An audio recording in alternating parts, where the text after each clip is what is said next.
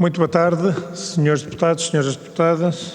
Dou as boas-vindas ao Sr. Ministro da Economia e do Mar, António Costa Silva, ao Sr. Secretário de Estado do Mar, José Maria Costa, que acompanha o Sr. Ministro nesta audição sobre o abandono a que estão votados os ex-trabalhadores da refinaria de Matosinhos e da Galp. Isto era uma citação, que é um requerimento do Grupo Parlamentar do Bloco de Esquerda.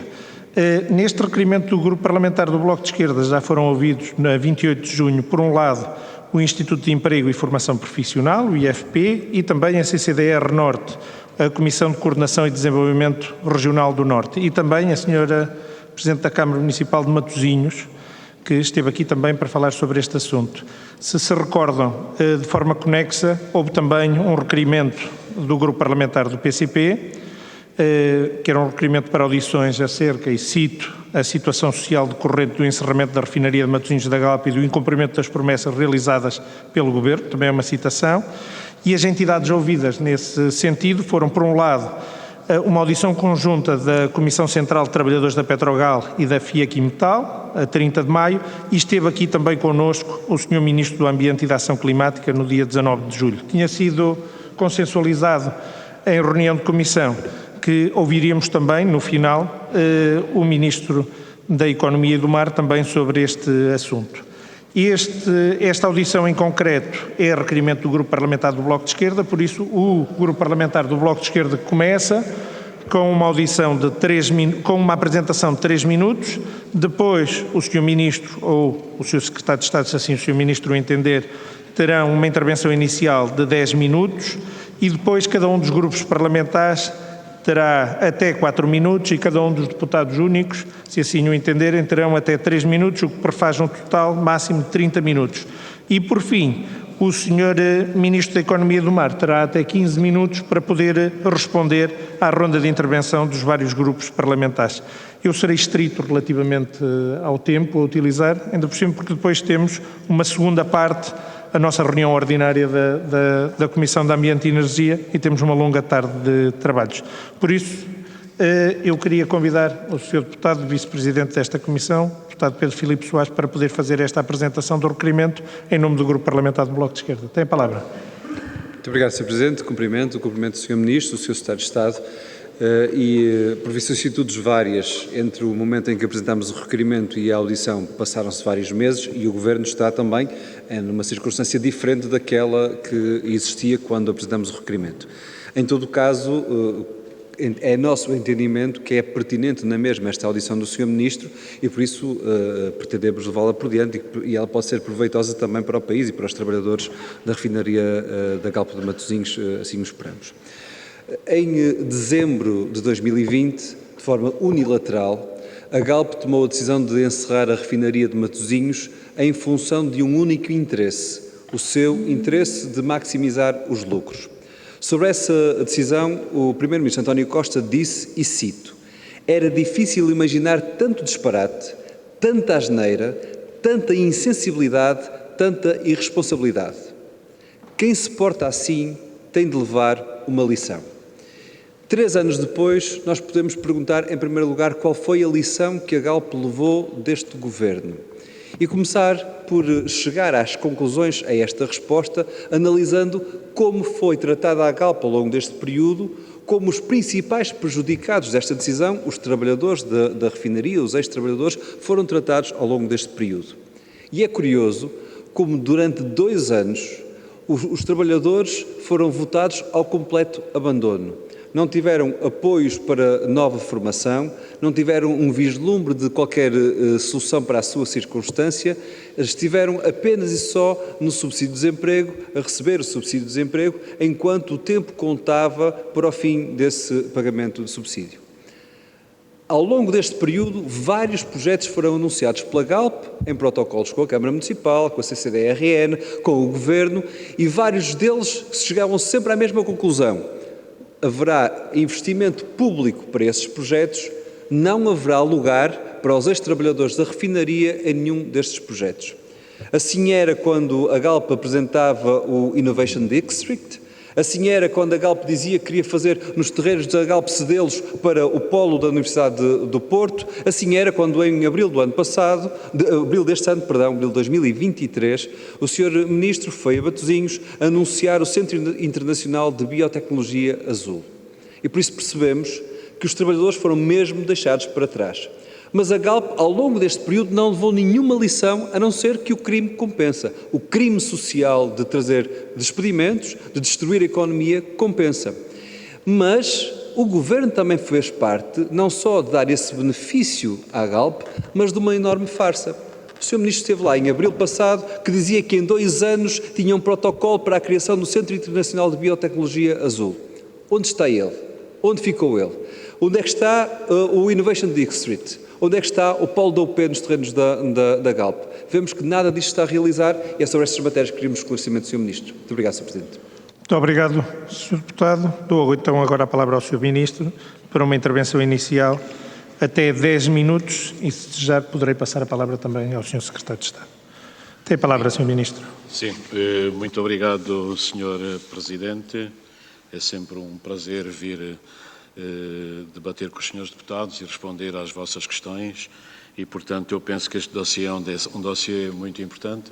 Como disse o senhor deputado, a decisão de encerramento da Galp foi uma decisão unilateral, foi tomada em dezembro de 2020, portanto, a companhia alegou que as atividades em Matosinhos já não faziam sentido no seu portfólio de negócios, parou a produção da refinaria em abril de 2021 e, portanto, nesta altura o que temos em Matosinhos a funcionar é... Presidente, não se está a ouvir bem, peço desculpa. Não... Quero aproximar um pouco mais. Ok. Portanto, a produção parou completamente em abril de 2021.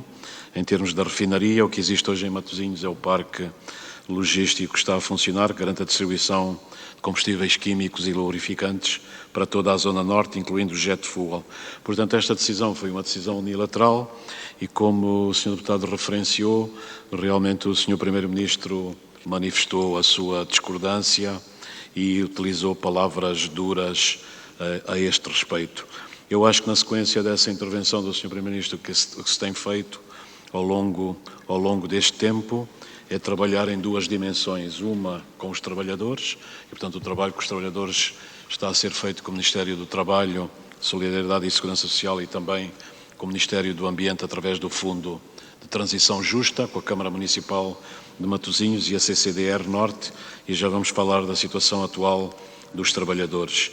Depois, relativamente ao aproveitamento futuro daquele parque e daquele terreno, realmente há esses 2 grandes projetos que também o Sr. Deputado referenciou e que eu também já vou abordar, nomeadamente o Centro de Biotecnologias Marinhas, que está todo o processo em desenvolvimento. Nós temos um protocolo, um acordo que está, um draft desse acordo que está a ser negociado com a Fundação Oceano Azul e isso fará parte da pasta de transição que o Governo deixará e que nós iremos preparar. Nesta altura acho que já não há condições para darmos os passos subsequentes que estavam programados. Recordo só que este Centro de Biotecnologias Marinhas é absolutamente fundamental para o futuro da economia portuguesa. Portanto, o grupo de trabalho que criamos com a Fundação Oceano Azul e com os vários ministérios envolvidos identificou que estamos a falar de um mercado que vale 100 mil milhões de dólares no âmbito internacional e que vai duplicar até 2030. E, portanto, se nós fizermos as coisas corretas e desenvolvermos o projeto, é possível que o país atraia entre 6% a 7% deste mercado internacional e isso pode realmente configurar aqui uma aposta muito importante para o país. Porquê que demorou mais tempo? Porque trata-se de um projeto novo, tratava-se de identificar não só o mercado, mapear todo o nosso sistema científico e tecnológico, as empresas, definir os contornos do que pode ser o Centro de Biotecnologias Marinhas, quais as entidades que deveriam participar e como se transformar, sobretudo, o centro, não só num centro de investigação e desenvolvimento tecnológico, mas também, sobretudo, num centro de criação de valor, de desenvolvimento das empresas e de ser um motor da economia. A esse respeito também, e como o Sr. Deputado referenciou, há também a ideia da criação do Distrito de Inovação, pelo Centro de Biotecnologias Marinhas, o Sr. Secretário de Estado do Mar depois pode dar detalhes, mas a área que temos em mente é uma área de cerca de 20 hectares e, portanto, temos que assegurar que nessa área os solos estão descontaminados e o processo de descontaminação dos solos é um processo que está a ocorrer. A Galp apresentou o plano de desativação parcial da refinaria de Matosinhos, a seguir apresentou o plano de demolição e desmantelamento, que inclui o plano de obra, a remoção do amianto, o plano de gestão dos ruídos, vibrações e a gestão das poeiras e também o plano de prevenção e gestão dos resíduos. A APA emitiu um parecer favorável inicial, condicionado ao plano de desativação parcial da instalação. Depois a própria Galp, em articulação com a Câmara de Matosinhos, a CCDR Norte, está a realizar a campanha preliminar da avaliação da qualidade dos solos e das águas e de avaliar o processo de descontaminação. Os custos do processo de descontaminação são custos que serão integralmente participados pela Galp, portanto isso é absolutamente claro, e pouco a pouco, depois daquela situação inicial, o que podemos dizer hoje é que existe um grupo de trabalho em que a Câmara de Matosinhos está a funcionar com a Galp e que o grupo está a avançar neste processo. Portanto, esperemos que produza também os seus resultados. Em relação ao Distrito de Inovação, a área é menor, é uma área de cerca de 4 hectares, vai ser sobretudo patrocinada pela Universidade do Porto, que quer criar um centro de investigação especializado em telecomunicações, em robótica, também na economia do mar e com uma incubadora. Está prevista aqui a apresentação do Master Plan, não há, digamos, um prazo para a apresentação deste Master Plan. O Sr. Secretário de Estado depois poderá eventualmente dar também detalhes da conversa que teve com a Sra. Presidente da Câmara de Matosinhos, mas, digamos, este processo está a ocorrer e é evidente da nossa parte, nós estamos aqui para tentar pressionar o máximo e fazer com que as coisas aconteçam. Relativamente à situação dos trabalhadores, eu penso que tem havido uma evolução e é evidente que, do ponto de vista do Governo, a sensibilidade social para a questão dos trabalhadores é sempre máxima e esta decisão unilateral levou, do que conseguimos apurar, e atenção que o Ministério da Economia não faz a gestão deste dossiê que tem a ver com os trabalhadores, como disse, as informações que vamos prestar são as informações que nos deram o Ministério do Trabalho e o Ministério do Ambiente. Havia 172 trabalhadores portanto, que no início foram abrangidos pelo processo de despedimento coletivo. Em termos das conversas com a Galp e das interações que existiram, hoje temos cerca de 103 trabalhadores que já trabalharam, 103 no total, que ou estão a trabalhar ou são reformados. Reformados são cerca de 34. Os que estão a trabalhar foram reintegrados em instalações da Galp ou de companhias ali da periferia e da zona. O que é que se passa em relação aos remanescentes trabalhadores e que é a nossa grande preocupação? Nós temos 31 ex-trabalhadores que nesta altura estão em formação profissional e temos 37 ex-trabalhadores que estão como desempregados a receber subsídios no âmbito da segurança social. Sobre o trabalho que está a ser desenvolvido para a qualificação profissional, nós temos em curso vários instrumentos que estão em atividade na área da formação de reconversão profissional, já com os cursos a ser ministrados pelo IFP. Neste momento está a decorrer o curso de maquinista ferroviário com cerca de 15 formandos e o curso de empreendedorismo com 11 formandos. As restantes ações estão em preparação, que é marinheiro, maquinista e também na área das energias renováveis. O segundo grande polo é o apoio ao empreendedorismo. Todos estes projetos estão a ser financiados também no âmbito do Fundo de Transição Justa, que tem cerca de 60 milhões de euros para todo o conjunto de ações. Nos apoios ao empreendedorismo, portanto, está em execução, tem uma dotação de cerca de 1,5 milhão de euros para apoiar a reconversão profissional dos ex-trabalhadores por via da criação ou expansão de microempresas e a criação, portanto, do próprio emprego.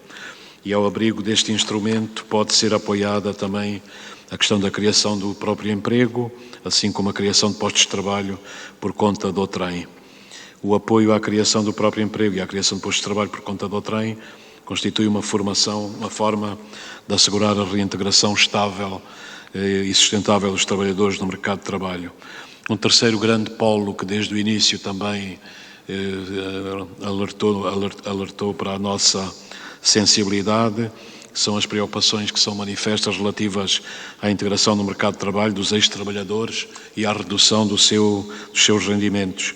Portanto, o que se encontra em preparação é um aviso para a apresentação de candidaturas que visa atribuir uma compensação pecuniária, temporária e gradual aos ex-trabalhadores que tenham celebrado contratos com remuneração líquida inferior associada ao vínculo contratual com a Galp.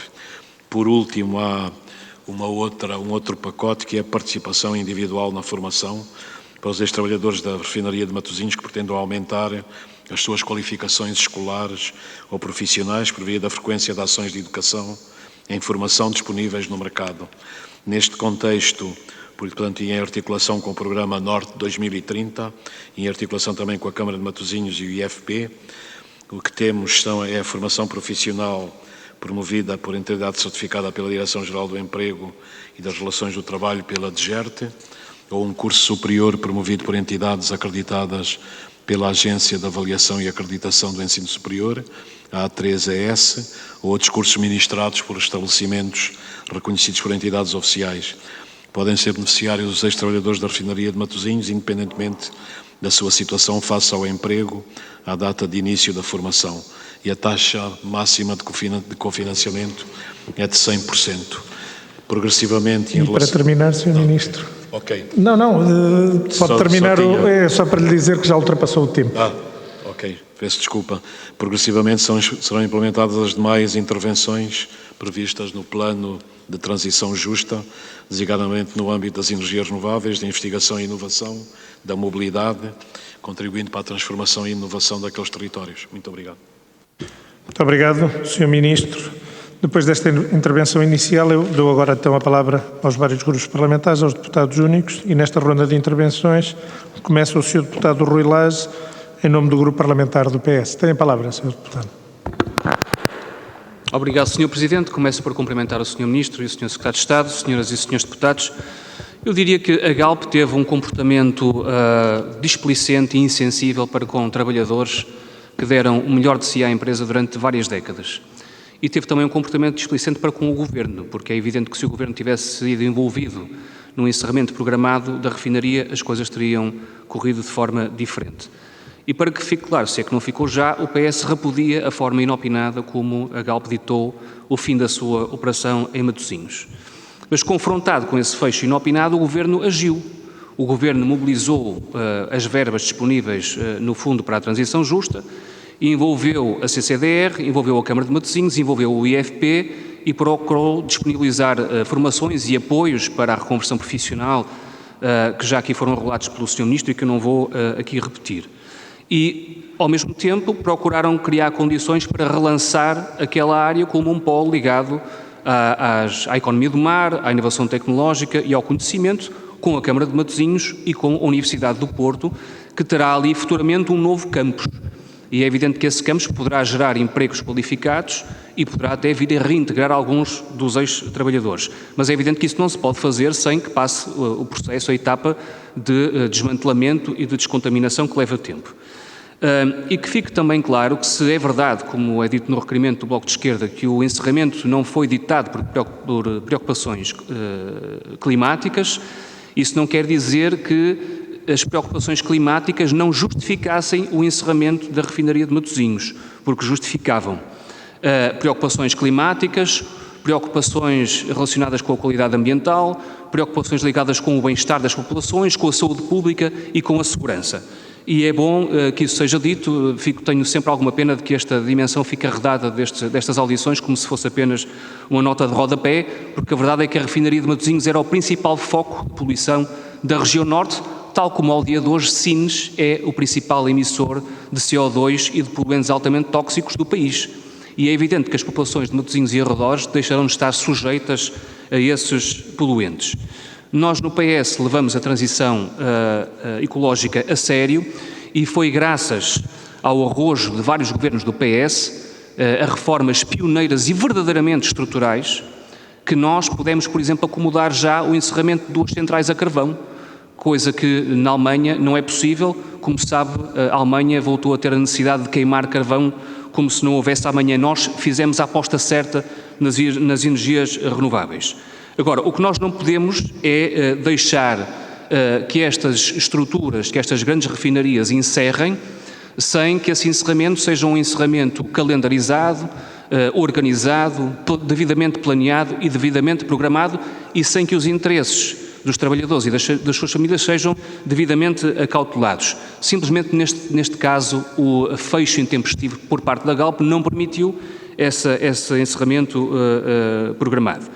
E se é verdade que alguns trabalhadores foram votados ao abandono pela Galp, certamente que eles não foram votados ao abandono pelo Governo e pela Câmara de Matosinhos, e acho que todos continuamos empenhados num desfecho satisfatório para os ex-trabalhadores que não têm ainda a sua situação resolvida. Aproveitando a presença do Sr. Ministro, eu perguntaria se crê que nós podemos tirar lições para o futuro, uma vez que a Galp não tirou essas lições, e quando digo nós, refiro-me ao poder político, se o poder político deve tirar ilações e lições relativamente a estes processos no futuro, e como é que nós podemos transformar o encerramento destas grandes refinarias, que é inevitável, mais tarde ou mais cedo, também é bom que se diga, como é que podemos transformar esse encerramento em oportunidades de desenvolvimento do território e de criação de emprego qualificado e bem remunerado. Muito obrigado. Muito obrigado, Sr. Deputado.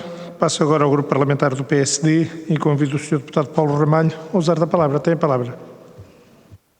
Muito obrigado, Sr. Presidente, Sr. Ministro da Economia, Sr. Secretário de Estado, Senhoras e Senhores Deputados.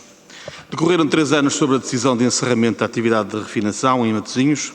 Foi a 21 de dezembro de 2020, todos nos lembramos, em vésperas de Natal, que a Galp comunicou esta decisão. Na altura, o Governo mostrou-se surpreendido com a decisão, como já foi aqui dito, alegando desconhecimento, mas ao mesmo tempo dava a entender que este encerramento era oportuno numa lógica de descarbonização. Um ano mais tarde, em setembro de 2021, o Sr. Primeiro-Ministro falava numa lição à Galp, acusando a empresa de total insensibilidade social e de deixar um enorme passivo ambiental de solos contaminados, não dialogando com a Câmara nem com o Estado sobre o que pretendia fazer.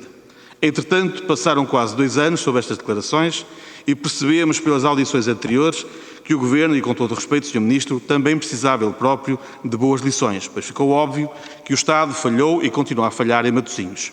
E o desalento estende-se à própria Sra. Presidente da Câmara Municipal de Matosinhos, que o admitiu aqui com todas as letras quando referiu que o impacto do encerramento da refinaria foi brutal. Dos 170 trabalhadores diretamente afetados, grande parte deles continua numa situação de vulnerabilidade e sentem-se abandonados. Muitos outros trabalhadores e pequenos empresários foram afetados, bem como toda a comunidade. Há excesso de burocracia, derrapagem de prazos, avisos por abrir, medidas por aplicar a trabalhadores sem rendimentos. Portanto, é óbvio que o Estado falhou e continua a falhar em todo este processo. Em outubro de 2021, é bom que se recorde, o PSD apresentou um projeto de resolução a alertar para a falta de planeamento neste processo, propondo medidas para reforçar a coordenação institucional.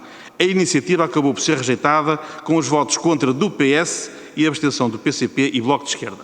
Hoje está bem vista, ou está à vista de todos, a razão das preocupações do PSD.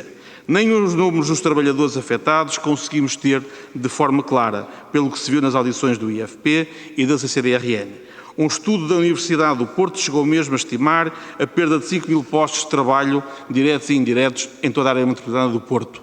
A verdade é que o capítulo da prometida reconversão social já foi perdido. Chegou tarde.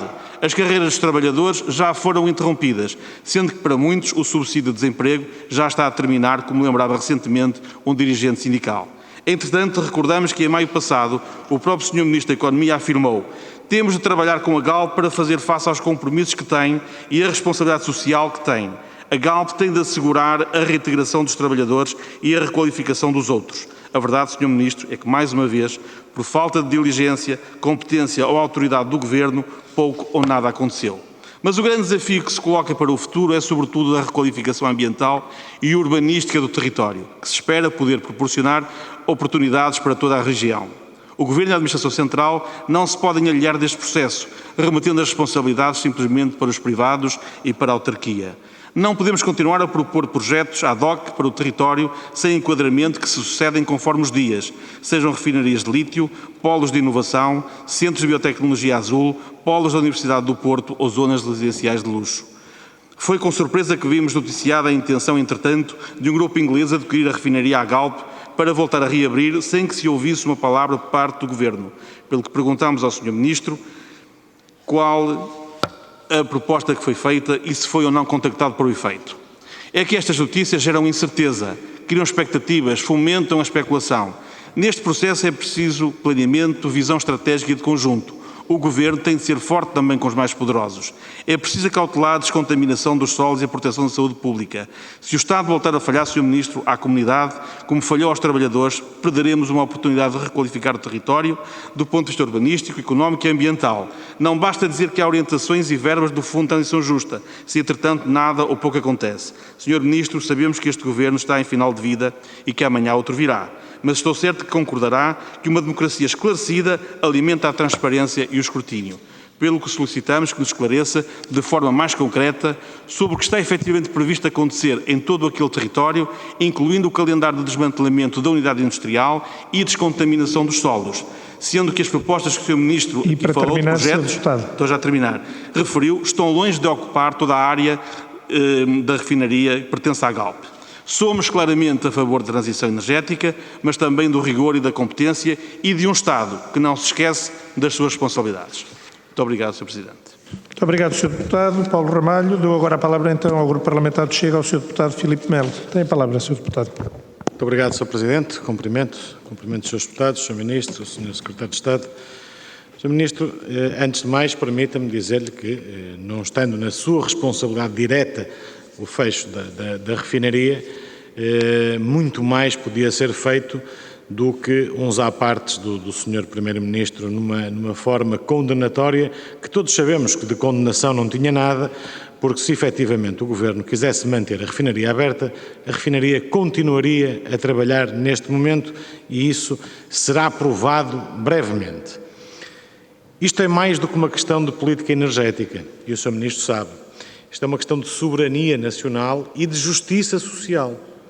E o Sr. Ministro, que várias vezes invocou, nesta mesma casa, que iria manter a IFASEC, mesmo gastando os milhões que gastava por mês do erário público, para salvaguardar os postos de trabalho. Eu não o vi com esse empenho para salvaguardar os postos de trabalho dos trabalhadores da Petrogal. E estamos a falar em 1.000 trabalhadores diretos e 5.000 indiretos. Estamos a falar que esta refinaria representava 1,5% do PIB nacional, 5% do PIB da área metropolitana do Porto. Isto seriam motivos mais do que suficientes para que o Sr. Primeiro-Ministro não mandasse um chão de baites a este respeito e agisse, e tivesse intervido e tivesse evitado o fecho. Porque senão, repare, o consórcio da Galp com a Northvolt, em que a administração da Galp já veio dizer que precisava de 700 milhões de euros do PRR para a conversão do lítio. Se assim fosse, o Governo vetava, não dava apoio nenhum, porque isto nós já estamos a ver onde é que isto vai dar. E cá estaremos daqui por uns anos para dizer se nós estávamos certos ou errados. O fecho da refinaria está-se a preparar para ser um Data Center 2. Aponte, Sr. Ministro, o dia que é hoje e falaremos daqui por uns anos para ver se eu estou certo ou errado. Aquilo é o Data Center 2, é Sines 2 em Matosinhos. Se não, vamos esperar para ver se será assim ou não. Agora, muito prático e objetivo, como é que o Sr. Ministro explica e justifica este encerramento, ao nível energético e ao nível do emprego? Essa é a primeira questão que eu gostaria de lhe colocar e que me fizesse já agora o comparativo com a EFASEC. O segundo ponto, está ou não este encerramento relacionado com o lítio? Teremos ou não, dentro de alguns anos, mais um escândalo idêntico ao que se passou agora?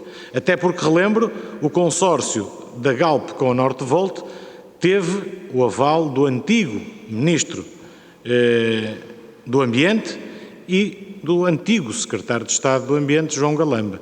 Portanto, há aqui muito lítio envolvido. E depois pergunto-lhe só a opinião pessoal também, não só como Ministro, mas pessoal também. Uma vez que o Sr. Ministro, enquanto administrador da Partex, em 2018 dizia não vale a pena investir em Portugal. Não vale a pena. Portugal não quer independência energética, não quer autonomia energética, portanto não vale a pena investir neste país. E eu pergunto-lhe, mantém esta posição relativamente à refinaria da Galp? É ou não uma perda de autonomia energética, de soberania energética e de aumento da dependência externa? É que são casos, Sr. Ministro, que em tudo são idênticos. Há uma clara perda de soberania, há uma alienação total daquilo que é a nossa produção interna, a nossa capacidade de não depender de terceiros. E o Sr. Ministro, à data, defendia uma posição que nós também defendemos, autonomia. O que é que mudou de 2018 para 2023? Muito obrigado. Muito obrigado, Sr. Deputado. Dou agora a palavra ao Grupo Parlamentar do PCP, ao Sr. Deputado Bruno Dias. Tem a palavra. Muito obrigado, Sr. Presidente, Senhoras e Srs. Deputados, Sr. Ministro, Sr. Secretário de Estado. Primeiro tivemos o Primeiro-Ministro, há uns anos, a prometer dar uma lição exemplar à Galp. Agora temos o PS a perguntar ao Ministro que lições podemos nós retirar deste processo, como agora acabámos de ouvir. E a dizer que este encerramento não foi feito por motivações ambientais, mas podia ter sido. Eu pergunto ao Sr. Ministro se nós não estamos com um processo que, na verdade, não tem nada a ver com despoluição, tem a ver com desindustrialização. E se nós não estamos na nossa economia com as mesmas ou maiores necessidades energéticas, de combustíveis, de produtos industriais, de produtos refinados, que passam a ser produzidos fora do nosso país, com emissões para a mesmíssima atmosfera, em que o consumo e a importação dos combustíveis, do ponto de vista da contabilidade carbónica, vai precisamente dar ao mesmo, com a grande diferença que são produzidos lá fora e importados para cá. E a questão que se coloca agora, até com tanta conversa, o Sr. Ministro acompanha muito diretamente aquelas novas discussões sobre os combustíveis de aviação sustentáveis, o SAF, etc., etc., anúncios que são colocados por empresas e grupos económicos para esse setor, para o nosso país, para esta região, e eu pergunto, então e não se passa nada? Relativamente às questões do Centro de Biotecnologia, etc., investigação científica e académica, nós nunca dissemos que não se faça isso. O que dizemos é que é indispensável uma alternativa de investimento industrial. Uma alternativa de investimento industrial que, Sr. Ministro, pergunto-lhe se não confirma, é que não está nada à vista. Não confirma o Sr. Ministro que, desse ponto de vista crucial para o nosso país, para a nossa economia, para o nosso desenvolvimento, a questão da produção industrial, que tem uma machadada gigantesca com todas as implicações do ponto de vista social, do ponto de vista do nosso desenvolvimento, e não há uma alternativa à vista relativamente àquela unidade e àquela área, nomeadamente. E, portanto, isto não tem nada a ver com despoluição, tem a ver com desindustrialização. E aqui entra também a questão das lógicas de curto prazo dos acionistas privados. Qual é especificamente a aplicação da verba do Fundo de Transição Justa? A lição exemplar que se vai dar à Galp é atribuir uma fatia de que valor do Fundo de Transição Justa? Ainda vão ganhar dinheiro em cima disto? Aquilo que está colocado relativamente às outras unidades industriais estratégicas que foram encerradas, que constituíram igualmente decisões lesivas do interesse nacional, verificou-se, apesar de tudo, a existência de projetos industriais que apontavam para a reintegração de trabalhadores, no caso de Sines, em relação à central termoelétrica e do PEG, com o encerramento da central a ciclo combinado, que é preciso levar a cabo e concretizar e efetiva e plenamente, coisa que não aconteceu. Agora, aqui em Matosinhos não existe nenhuma alternativa e aquilo que está colocado é, digamos, dispersar os trabalhadores com todo aquele conhecimento, com todo aquele valor, dispersá-los para as reformas, para o desemprego, emprego, para a formação, para maquinistas, para isto, para aquilo, e falta indústria no país, falta indústria na região e não se substitui com aquilo que naturalmente complementa, mas nunca substituirá a atividade industrial. Relativamente a esta matéria, não queria deixar de colocar estas questões. Fala-se nos 5 milhões, e o Sr. Ministro falou há pouco, 1 milhão para formação profissional e para empreendedorismo, etc. Há ou não uma perspectiva em que, na verdade, estamos a olhar para um problema de transição, que não é transição energética, é uma transição económica no sentido mais negativo do termo. É de desmantelamento, sem nenhuma perspectiva de futuro, nem para aqueles trabalhadores do ponto de vista estrutural, nem para a produção industrial do nosso país, quando ainda hoje existem condições e existe um potencial que não deveria ser desperdiçado, ao invés de dar o caso como arrumado e passarmos agora à discussão de um centro de biotecnologia azul. Já agora que eu pergunto, se foi anunciado para setembro a apresentação de novidades em relação a essa matéria, de um protocolo que estaria assinado, mas que, pelos vistos, está em negociação. Gostava já agora que nos pudesse esclarecer essa matéria. Muito obrigado. Muito obrigado, Sr. Deputado. Passo agora a palavra, então, ao Sr. Vice-Presidente desta Comissão, o Deputado Pedro Filipe Soares, do Grupo Parlamentar do Bloco de Esquerda. Obrigado, Sr. Presidente, Sr. Ministro, Sr. Secretário de Estado.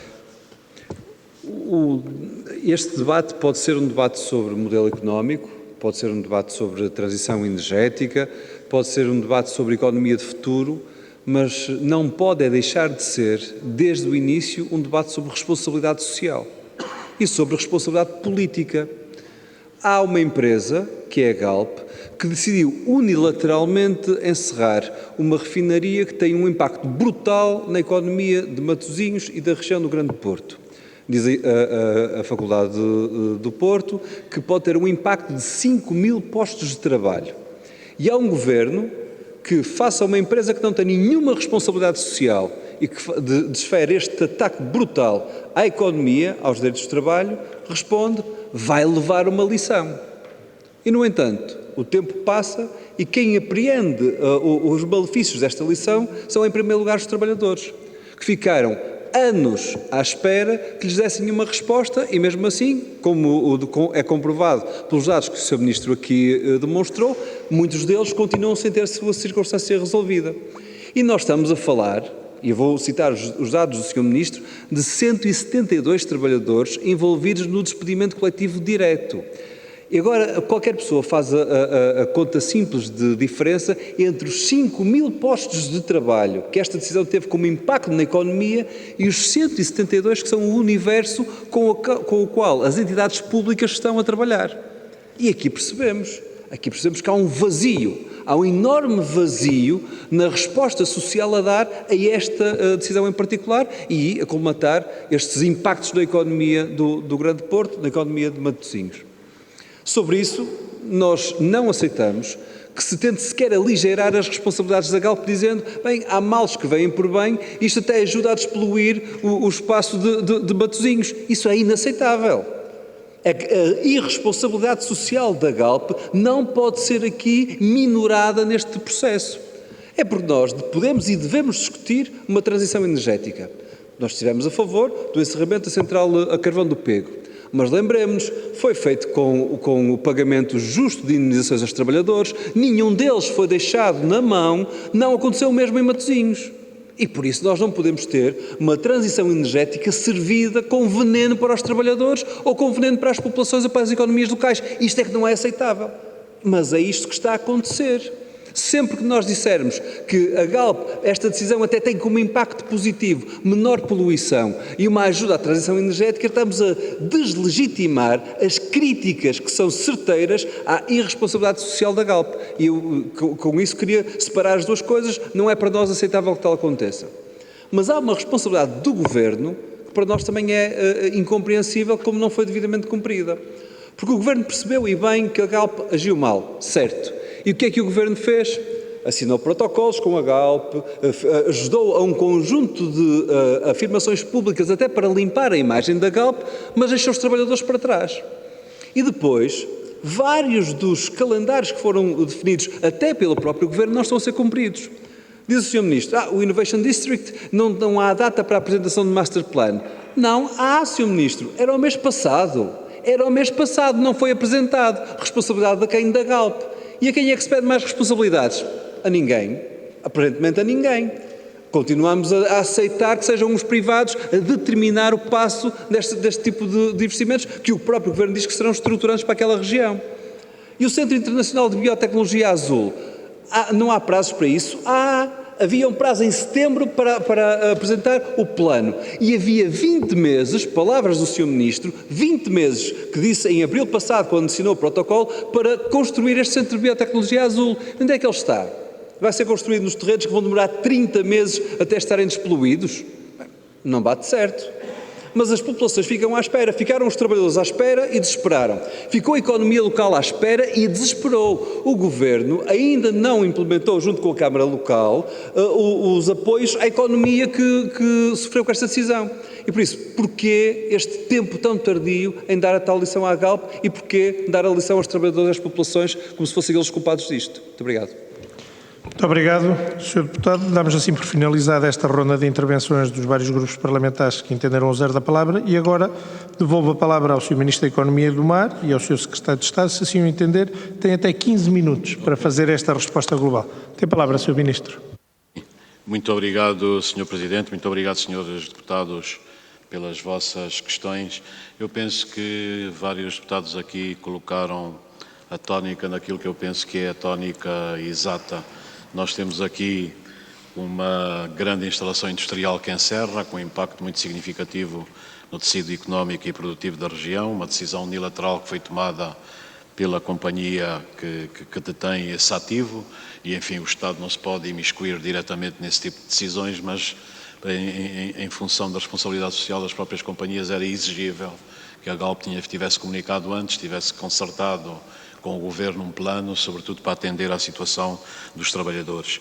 Eu diria que depois de todo este processo decorrido, claramente não há, nesta altura, um voltar de costas aos trabalhadores, há todo um conjunto de ações, como procurei aqui elencar, que respondem exatamente a esse desígnio. A Câmara Municipal de Matosinhos tem um gabinete que criou para acompanhar, trabalha com a CCDR Norte, o Ministério do Trabalho tem o IFP portanto, e as suas várias instalações também que acompanham essa situação. O percurso de cada um dos trabalhadores está identificado e recenseado, há esses contactos e penso que nesta altura não existe, desse ponto de vista, um abandono ou um voltar de costas. Agora, o problema, como alguns dos senhores deputados colocaram, tem muito mais a ver com a transformação que nós queremos para o país, sobretudo ao nível da industrialização. E eu concordo com o senhor deputado Bruno Dias que nós temos que olhar aqui para um facto: nós não podemos desindustrializar o país, nós temos que aproveitar os ativos que o país tem para reindustrializar o país. E há muitas coisas que estão a ser feitas desse ponto de vista. O Centro de Biotecnologias Marinhas era e é uma das grandes respostas, exatamente ocupando os terrenos que foram da refinaria. A economia do mar, como procurei referenciar, tem uma grande capacidade de desenvolvimento no país e, portanto, a esse nível nós temos que ter uma resposta certa.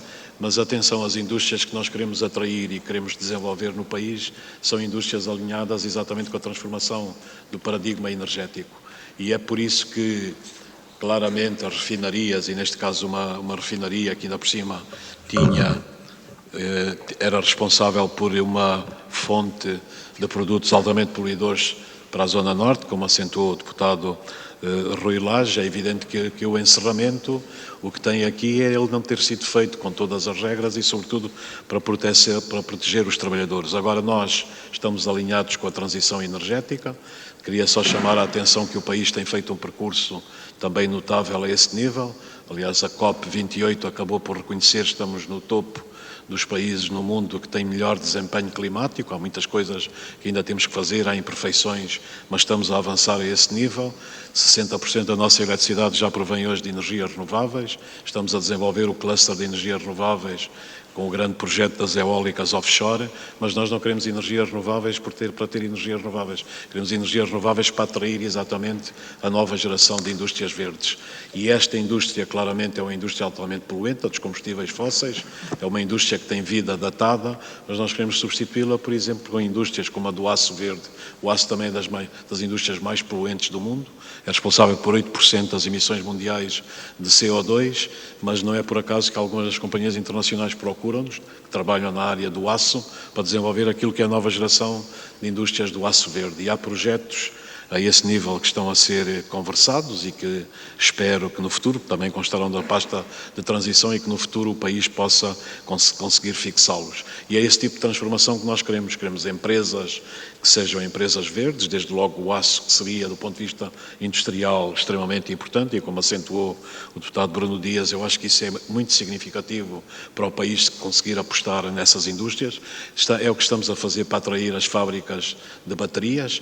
Eu sou das pessoas que está convicta que o mundo vai ser dirigido por baterias e o funcionamento vai repousar em baterias, e nós temos também alguns dos maiores fabricantes mundiais que querem estabelecer esses projetos no país, e é exatamente essa transformação que precisamos. Queremos fabricar carros elétricos, há uma das grandes agendas mobilizadoras no Plano Nacional de Recuperação e Resiliência para criar condições para o país desenvolver essa transformação. Queremos fazer a transição do paradigma da mobilidade baseada nos combustíveis fósseis para a mobilidade elétrica e, portanto, é isso que também temos que discutir. Agora, no caso da refinaria da Galp, é evidente que para aquele plano, para aquele projeto e para toda aquela área metropolitana, nós pensamos que exatamente com o Centro de Inovação e com o Centro de Biotecnologias Marinhas pode protagonizar uma das grandes mudanças para o futuro da economia portuguesa. Sobre os outros pontos que foram colocados, procurei apontar, enfim, as várias lajes, portanto, sobre as lições para o futuro, o deputado Rui Lage, portanto, a lição aqui é clara, temos que estar muito mais atentos àquilo que se passa no tecido económico e produtivo, identificar de antemão as transformações que se vão verificar e impedir que situações destas aconteçam. O Governo, eu penso que o Governo tem muita sensibilidade para todas as questões sociais, tem mostrado isso de múltiplas maneiras, mas obviamente, como aqui foi colocado pelo deputado Paulo Ramalho, obviamente esta questão da intervenção da Galp e da unilateralidade da decisão obviou a que o Governo tivesse intervido logo no processo desde o início. De qualquer maneira, o Sr. Deputado disse que há 2 anos que fechou. Eu, portanto, quando cheguei ao Governo em março de 2022, foi um dos dossiês que procurei acompanhar com os meus colegas do Trabalho, do Ambiente e das alterações climáticas e, portanto, o que estamos a fazer nesta altura é exatamente tentar, por um lado, minimizar todos os impactos para os trabalhadores e, simultaneamente, ver em termos da região norte e, sobretudo, do Porto, o que é que se pode fazer. O planeamento aqui, como o Sr. Deputado referiu, é essencial e o que estamos a discutir é com a CCDR Norte, com a Câmara de Matosinhos, exatamente replanear toda esta zona com base nestas 2 grandes valências que mencionei. Sobre o Sr. Deputado Filipe Melo, portanto, o Sr. Deputado referenciou que era necessário, portanto, evitar o fecho e porque é que não foi adotado a abordagem que existiu relativamente à EFASEC. A resposta é simples, Sr. Deputado. Quando eu cheguei aqui, a refinaria da Galp estava fechada, já não estava a funcionar. Ela encerrou em 2021 e, portanto, digamos, os dados estavam lançados e a intervenção teve em conta essa realidade.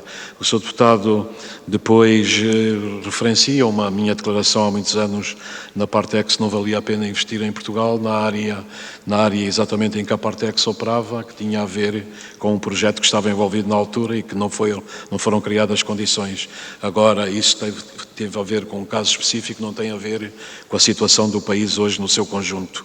E sobre a relação que estabeleceu com o lítio, enfim, não vou comentar isso, eu penso que neste caso não há essa relação, esses são projetos completamente separados, mas compreendo a inquietação e compreendo a preocupação que deixou aqui.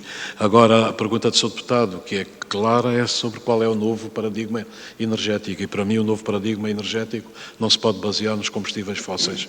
Os combustíveis fósseis, como nós sabemos, são altamente poluentes e nós temos que transitar daí. É o que o país está a fazer, é o que outros países devem fazer. Isto não tem a ver com uma questão de escolha, mas tem a ver com a nossa sobrevivência no futuro. A degradação ambiental que existe no planeta é imensa. Se nós continuarmos a aceitar que o paradigma energético se baseie nos combustíveis fósseis, nós vamos bater com a cabeça na parede.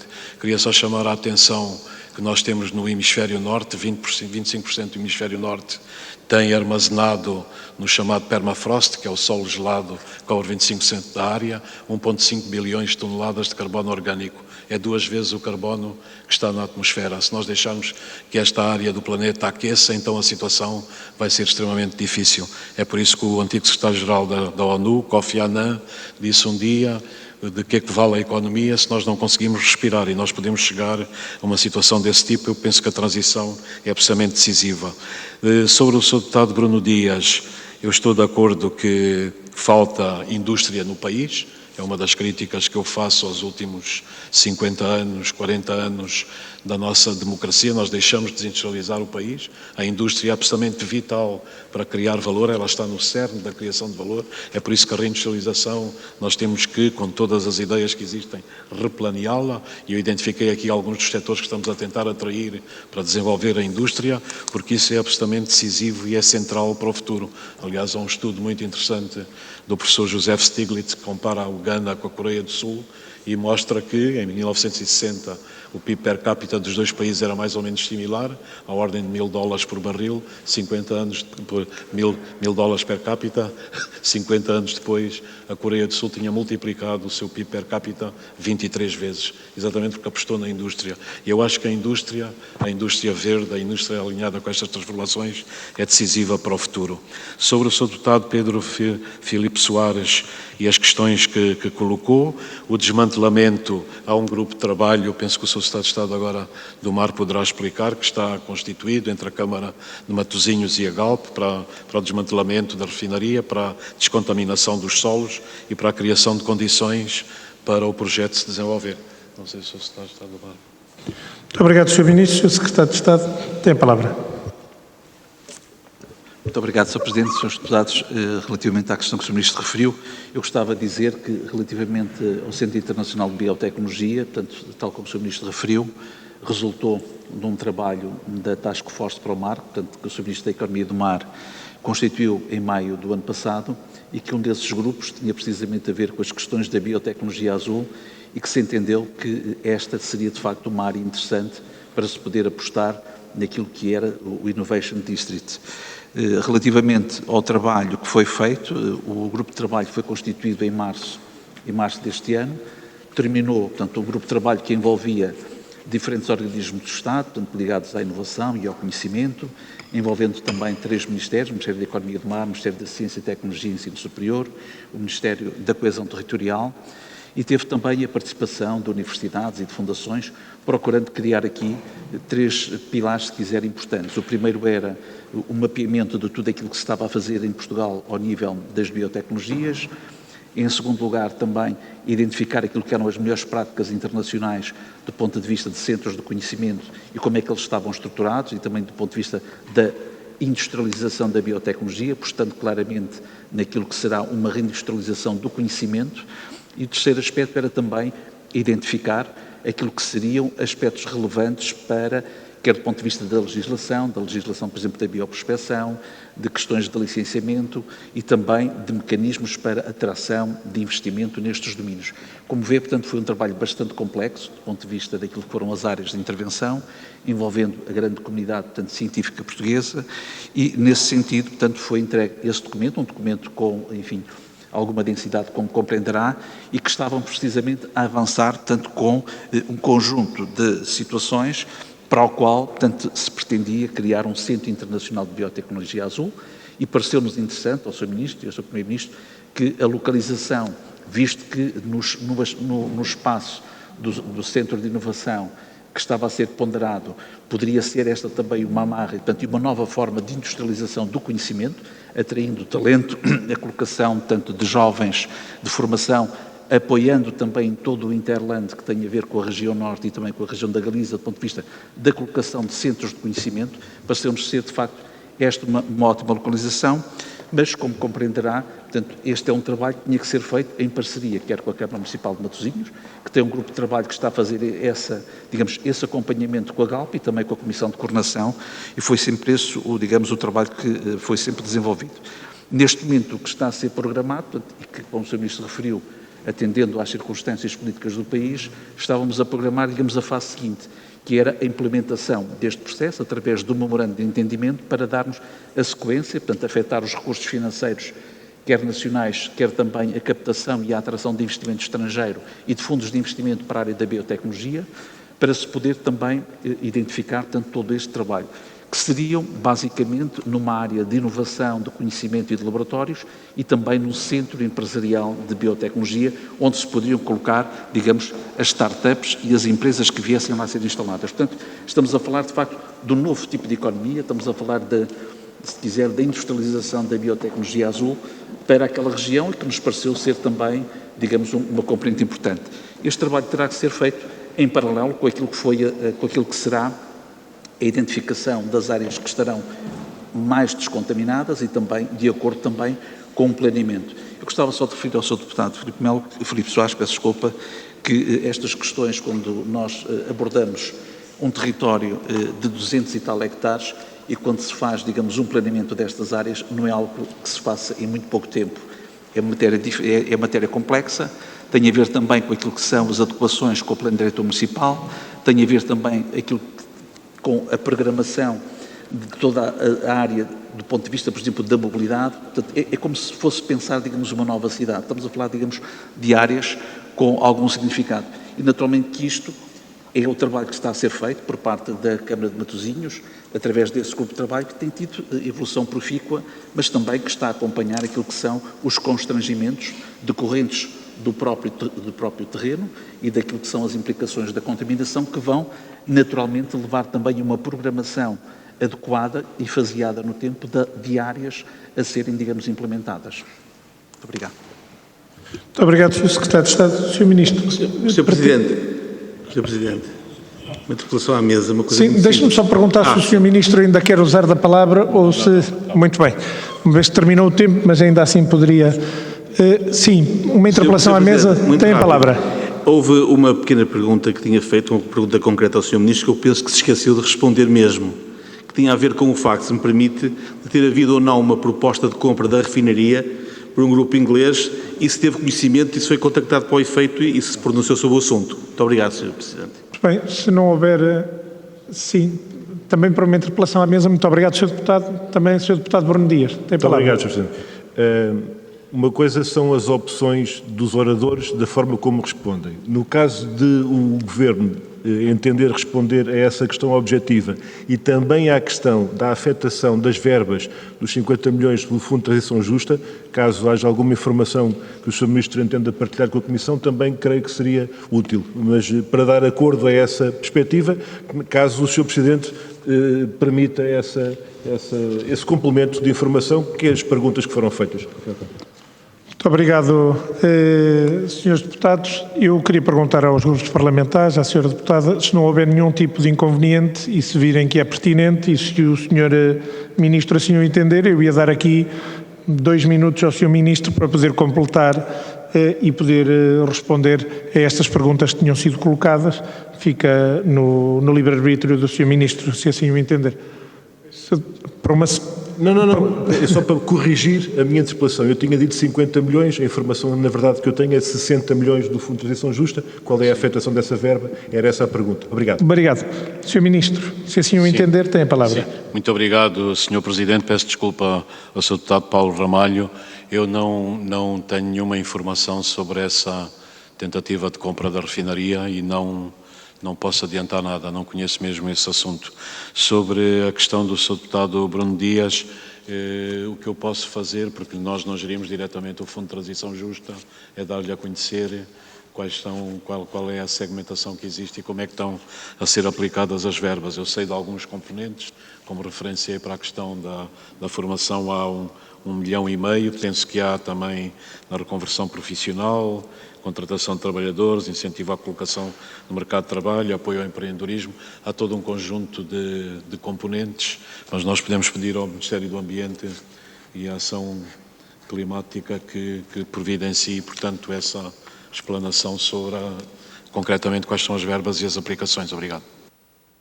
Muito obrigado, Sr. Ministro. Damos assim por concluída esta audição.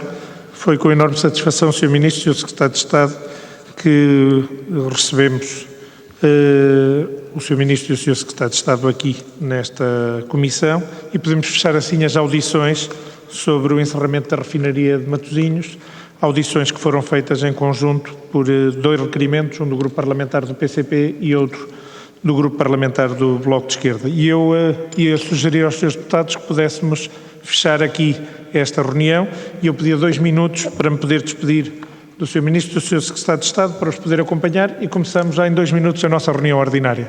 Até já, muito obrigado a todos e até já.